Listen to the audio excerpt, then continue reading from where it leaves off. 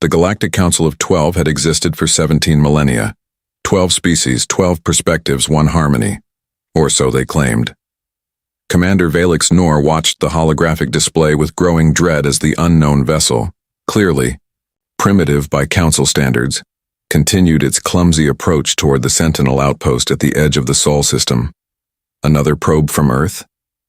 asked Strategic Advisor Lyrith, her iridescent scales shifting from azure to crimson, a clear sign of irritation. "No," replied Valix. "Something different. Larger, crude. The Council had monitored Earth for centuries. The blue planet's inhabitants, humans, were known quantities, violent, tribalistic, dangerously inventive, but contained. Their gravity well had kept them trapped until now. The appearance of a vessel capable of reaching the outpost violated all predictive models. Valix's six-fingered hand tightened around the command orb. "Initiate contact protocol Epsilon." The diplomatic message sent to the Earth vessel was standard. Peaceful greetings, warnings about approaching restricted space, offers of limited cultural exchange. The response was not standard at all. "They're scanning us?" Lyrith's voice pitched higher, scales now pulsing purple with alarm. The human ship, crude and angular compared to the flowing lines of Council vessels, had deployed a series of instruments. Deep, penetrating scans passed through the outpost's supposedly impenetrable defenses as if they were non-existent. "Impossible," whispered Valix. "Their technological development is centuries behind."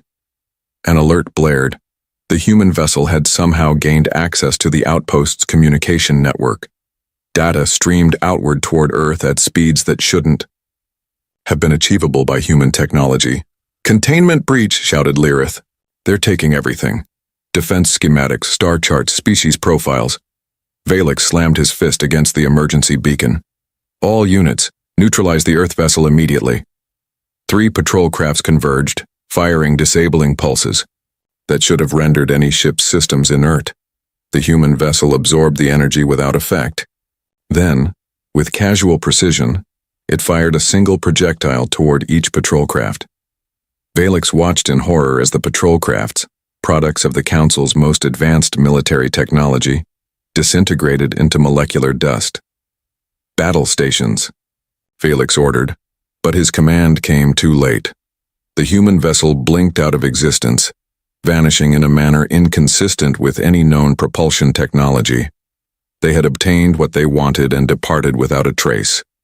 "We must alert the Council," Lyrith said, voice trembling. "No," Valix replied grimly. "First, we must understand what just happened. The humans shouldn't have that technology. They shouldn't know we exist. They shouldn't—" A deep, resonant alarm, one that hadn't sounded in thousands of years, began to echo through the outpost. It was the extinction protocol alert, reserved for existential threats to the Council's dominion. On the main view screen, a message appeared in the unified Council language. "We see you." Within days, reports flooded in from across Council space. Human vessels, previously undetected, had simultaneously revealed themselves at strategic locations throughout the 12 home systems. Each operated with technology far beyond known human capabilities. "They've been watching us," Lyrith whispered, "just as we watched them."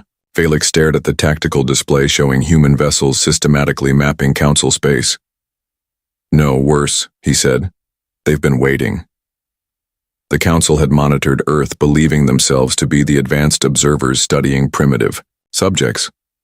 But as reports continued to arrive describing human ships neutralizing Council defenses with ease, Valix realized the devastating truth. They had been the experiment all along. The creatures they had dismissed as primitives had been testing the Council, learning their weaknesses and preparing. Now, humanity had revealed itself, and the galaxy would never be the same. 3 standard cycles after the initial contact, representatives from all 12 Council species gathered in the ancient convocation chamber on Meridian Prime. For the first time in 800 years, the meeting was called under emergency protocols. High Chancellor Osmil Drell of the Tachyonian Collective pounded his ceremonial staff against the chamber floor. "This threat cannot be understated," he announced. neural tendrils undulating with agitation. The humans possess technological capabilities that defy our understanding. Footage played on the central holo display. Human vessels materializing within, heavily guarded space, sampling planetary atmospheres, and disappearing before defense systems could respond. More disturbing were the recordings of conversations between council officials discussing classified matters. Conversations, mysteriously, transmitted to human receivers. They've been inside our networks for decades, explained Science Director Morvath Pell, her translucent form fluctuating with emotional distress. The earliest infiltration traces back nearly 2 centuries. A murmur of disbelief rippled through the chamber. Impossible, declared war strategist Kozalon. 2 centuries ago, the humans were still burning hydrocarbons for energy. They were fighting with chemical projectiles. That's what they wanted us to see, corrected Morvath. Our long-range observers were shown exactly what humans wanted them, to witness a carefully crafted illusion of a developing civilization. Ambassador Ithray of the Quirilian Ascendancy rose from her hovering platform. Why would they maintain such an elaborate deception? To study us undetected, answered Valix Noor, now promoted to security director after the outpost incident. They knew we were watching, so they performed, acted out the role of an evolving species while their true development proceeded in secret. The evidence was irrefutable. Quantum signature analysis revealed human surveillance devices within council, chambers dating back generations. Transcripts of private council deliberations had been transmitted to Earth. Even the council's contingency plans for first contact with primitive species had been compromised. The most concerning discovery, continued Valix, is this. A new hologram materialized, a complete map of all 12 council homeworlds, including defense installations, population centers, and resource deposits. The map was more detailed than the council's own records. This was retrieved from a damaged human vessel. They know everything about us, while we know almost nothing about their true capabilities. Chancellor Drell's neural tendrils coiled tightly against his skull, a sign of profound distress. What do they want? The chamber fell silent. The question that had consumed Council intelligence services remained unanswered. Humans had revealed themselves but made no demands. They simply observed, mapped, and occasionally extracted resources from uninhabited systems. Ambassador Ithray spoke again. Perhaps we should approach them directly, establish diplomatic relations. We've tried, replied Valix. All diplomatic vessels are greeted with the same response, a simple message. Not yet. War strategist Kozlon slammed his armored appendage against the chamber wall. This is unacceptable. I propose immediate military action. We outnumber them 12 species to 1. With technology we don't understand, countered Morvath. Our most advanced weapons couldn't disable a single human scout ship. Chancellor Drell raised his staff for silence. There is another option.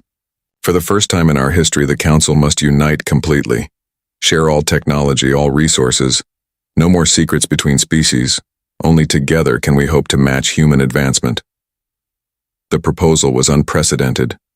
For millennia, each Council species had maintained technological advantages over the others, a delicate balance of power that preserved peace through mutual deterrence. Unity, whispered Ambassador Ithray. The humans have achieved what 17,000 years of Council diplomacy could not. As the representatives debated, a young diplomatic aide rushed into the chamber, violating ancient protocol. Forgiveness, honored ones. The aide gasped. But human vessels have just appeared in orbit around all 12 homeworlds simultaneously. The chamber erupted in chaos. On the holo display, a simple message appeared, transmitted across all Council communication. Channels ready when you are. The orbiting human vessels remained motionless for 7 days.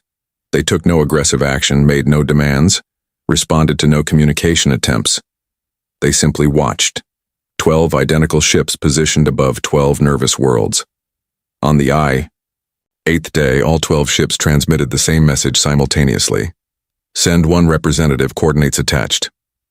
The coordinates indicated a location in neutral space, a small, unremarkable planetoid that Council records listed as uninhabited and resource-poor. After heated debate, the Council selected Ambassador Ithray as their representative.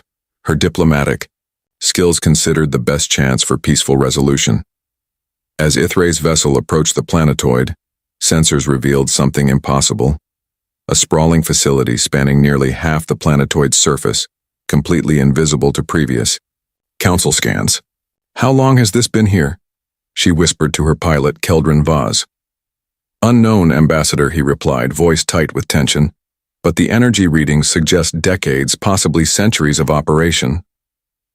A landing pad illuminated as they approached, and a pressurized tunnel extended to meet their airlock.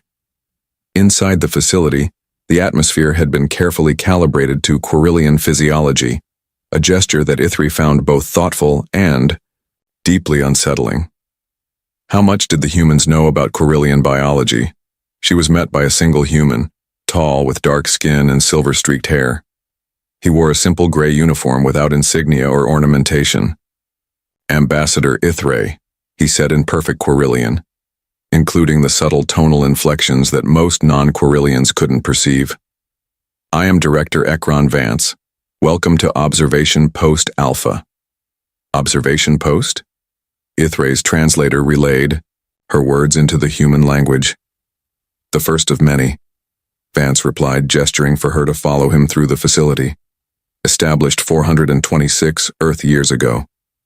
Ithray's hover platform faltered slightly. "Impossible. 4 centuries ago, humans had barely discovered basic astronomy." Director Vance smiled, a gesture Ithray had studied but still found difficult to interpret.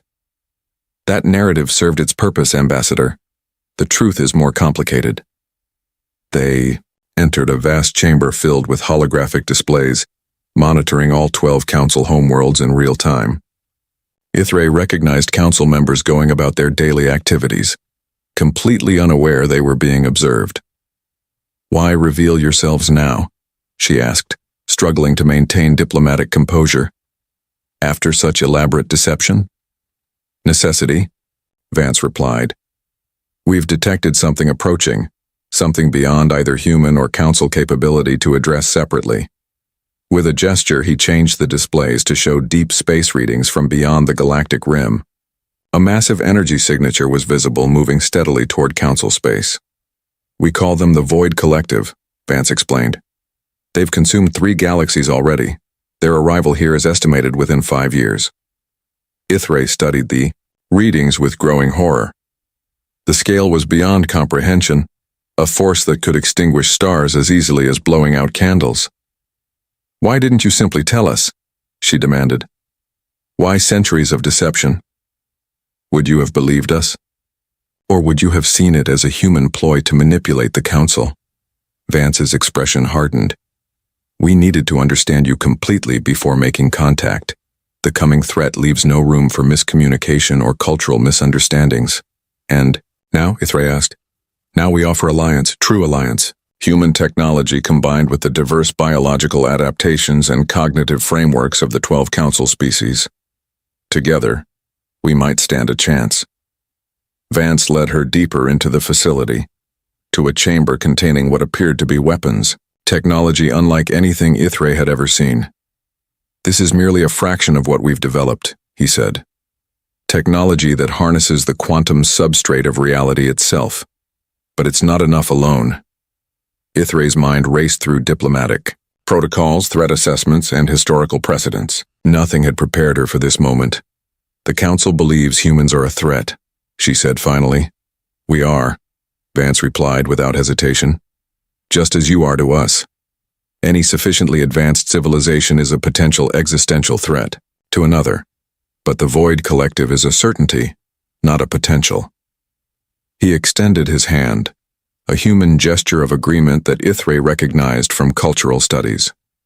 "The question, Ambassador, is whether our mutual threat to each other matters." In the face of extinction, as Ithray contemplated his words, the facility's alarms suddenly blared. The displays shifted to show multiple Council warships converging on the planetoid. "It seems," Vance said grimly, "that not everyone shares your diplomatic patience." Chancellor. Drell's voice boomed through the communication system. Ambassador Ithray, withdraw immediately. We are commencing defensive operations. Director Vance remained unnervingly calm as 20 Council warships moved into attack formation above the facility. Your Chancellor lacks perspective, he observed. Ithray frantically activated her direct channel. Chancellor, I urge restraint. The humans have critical information. Her transmission was cut short as the first Council vessel fired an energy pulse toward the surface. The beam, capable of vaporizing small mountains, struck an invisible barrier and dissipated harmlessly. Vance sighed. Regrettable but expected. He made a subtle gesture, and the attacking Council vessels suddenly froze in space, their engines and weapon systems disabled by an unseen force. We could destroy them, Vance noted dispassionately. We won't.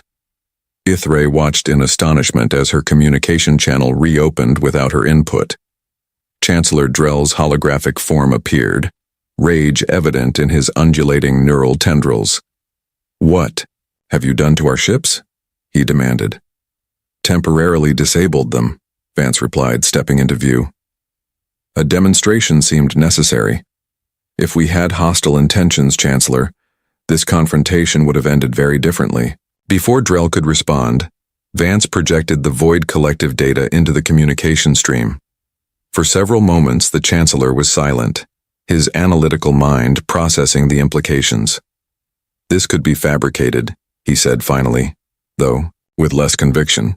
It could, agreed Vance, but your own deep space observatories can verify the readings. I believe Director Morvath Pell has already noticed anomalous energy patterns from the rim. She's been attempting to bring them to the Council's attention for months. Drell's tendrils twitched, a sign that Vance's information was accurate. We need each other, Chancellor, continued Vance. Human technology combined with Council biological diversity and resources. A partnership of equals against extinction. Partnership requires trust, countered Drell. You've been deceiving us for centuries. As you would have done in our position, replied Vance. But deception is a luxury we can no longer afford. What followed was 12 days of tense negotiation. Representatives from all Council species and the highest echelons of human leadership gathered at the planetoid facility, now revealed to be just one node of a vast human network spanning the galaxy. The Galactic Accord was signed on the 13th day. Humans would share their advanced technology. The Council would contribute their diverse biological adaptations and resource networks.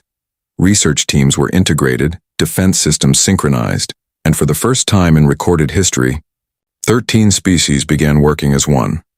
Not all embraced the alliance. War strategist Kozlon led a faction of military hardliners who saw cooperation with humans as capitulation. They orchestrated this crisis, he insisted during the final Council vote. The Void Collective is their invention, a threat manufactured to force our compliance.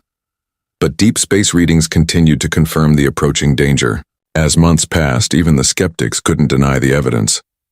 Ambassador Ithray found herself working closely with Director Vance, coordinating the greatest technological and military mobilization the galaxy had ever seen. Defensive installations were constructed at strategic points throughout Council space. Human quantum technology was adapted to Council vessels. The Tachyonian Collective's temporal perception abilities were integrated into human early warning systems. We should have done this centuries ago, Ithray remarked as they observed the construction of a massive defensive array near the galactic core. Perhaps, Vance replied, but evolution, biological and societal, follows its own timeline. We weren't ready before. The question is whether we're ready now. As the first tendrils of the Void Collective breached the galactic rim, spreading darkness like ink in water, that question remained unanswered. The Void Collective arrived not as ships or beings, but as a fundamental alteration of physical law. Regions of space simply changed. Stars dimmed, planets cooled, life withered. The first inhabited system to fall was Outpost Zenith, a minor research station at the galaxy's edge. 17,000 researchers and support staff, both human and Council, transmitted frantic data as reality itself seemed to unravel around them. Their final transmission contained a single line of telemetry. Physics is breaking. In the unified command center established on Meridian Prime, leaders from all 13 species watched in stunned silence as Zenith's star turned from brilliant white to dull red, then to absolute black. Not merely dark, but a perfect absence that sensors couldn't penetrate. "It's consuming the fundamental forces," explained Dr. Lysandra Cry, head of the human scientific contingent. "Gravity, electromagnetism, strong and weak nuclear forces, all being rewritten according to the collective's parameters."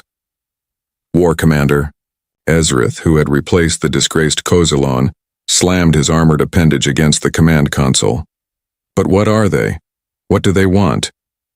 "Based on the data, they're not a they in any sense we understand," replied Morvath Pell, now elevated to Chief Science Director of the Unified Forces. "The Void Collective appears to be a propagating alteration of reality, a universe with different physical laws consuming ours." Director Vance and Ambassador Ithray exchanged grim glances. 4 years of frantic preparation suddenly seemed woefully inadequate. "Deploy the Phase 1 countermeasures," ordered Chancellor Drell, his voice steady despite the neural tendrils that betrayed his fear. Across the galactic rim, thousands of specially designed quantum buoys activated simultaneously, generating fields that reinforced the existing laws of physics against alteration. For several tense hours, the expansion of the void halted along the defensive line. Then, one by one, the buoys began to fail. "They're adapting," Dr. Cry observed, reviewing the incoming data. "The void is learning our countermeasures." "Activate the Lazarus Protocol," Director Vance commanded. Throughout Council space, a secondary defense system engaged, this one based on the unique biological attributes of the Fenrisian Council species, whose cellular structure could reshape itself to resist almost any environmental change. Genetically modified Fenrisian cells, merged with human quantum technology, formed a living barrier against the spreading void. Again, the advance slowed, but didn't stop. "We need the Nexus," Vance said quietly to Ithray. "It's time." She nodded grimly. "The Council won't like it. The Council won't survive without it." The Nexus was humanity's most closely guarded secret, a mechanism that could temporarily link the consciousness of every sentient being in the galaxy into a unified mind. In theory, this collective intelligence could generate solutions beyond what any individual species could conceive. When presented to the Council, the response was predictable. "Absolutely not." Chancellor Drell's neural tendrils coiled tightly against his skull. "You're proposing to invade the minds of trillions of beings across 12 civilizations." "Temporarily," corrected Vance, "and voluntarily. Only those who consent would join." "The violation of mental sovereignty," began one council member. "Is preferable to extinction," interrupted Ithray. "The void has consumed 3 more systems while we debate. We are out of options." What followed was the most comprehensive information campaign in galactic history. The threat was explained, the Nexus described, the choice offered. Trillions of beings across 13 species faced the most profound decision of their existence: maintain their individual consciousness or temporarily surrender it to a collective intelligence that might save them all. On the day of activation, 73% of the galaxy's sentient population had consented. Nexus nodes had been constructed on every major world, ready to link minds across impossible distances. In the final moments before activation, Vance turned to Ithray, whose hover platform had been positioned beside his command station. "Whatever happens," he said quietly, "know that humanity's greatest achievement wasn't our technology. It was finding equals among the stars." Ithray's translator rendered his words perfectly into her native tongue, but it was unnecessary. After years of collaboration, she had learned to understand his language directly. "And the Council's greatest achievement," she replied, "was learning to trust." Together, they initiated the Nexus. Across the galaxy, trillions of minds united in a singular purpose: survival. The nexus activated in cascading waves of quantum resonance, connecting minds faster than the speed of light. For a breathtaking moment, the universe seemed to pause, 13 species suspended between individual identity and collective consciousness. Then came understanding. Through the unified mind of the nexus, the true nature of the Void Collective became clear. It wasn't attacking. It wasn't invading. It was evolving, a universe reaching the end of its life cycle, seeking continuation through transformation. The Void wasn't death, but rebirth on a cosmic scale, and it could be guided. Within the nexus, barriers of language, biology, and perspective dissolved. Human ingenuity merged with Tachyonian temporal perception, Quirilian empathic resonance, Fenrisian adaptability, and the unique gifts of every participating species. Ideas flowed like water, building upon each other at impossible speeds.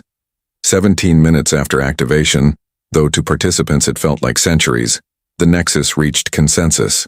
When the connection ended and individual consciousness returned, the plan was simultaneously present in trillions of minds, the Crucible Project.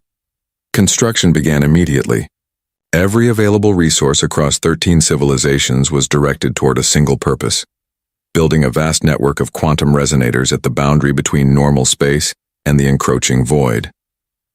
Not to repel it, explained Dr. Cray to the Unified Command, but to harmonize with it, to negotiate with physics itself. The concept was revolutionary. Rather than fighting the void's alteration of physical law, the Crucible would selectively incorporate aspects of the new physics while preserving the fundamental constants necessary for life. We're creating a hybrid reality, Morvath Pell elaborated, one that can exist at the interface between universes. For 60 days, the galaxy mobilized on an unprecedented scale.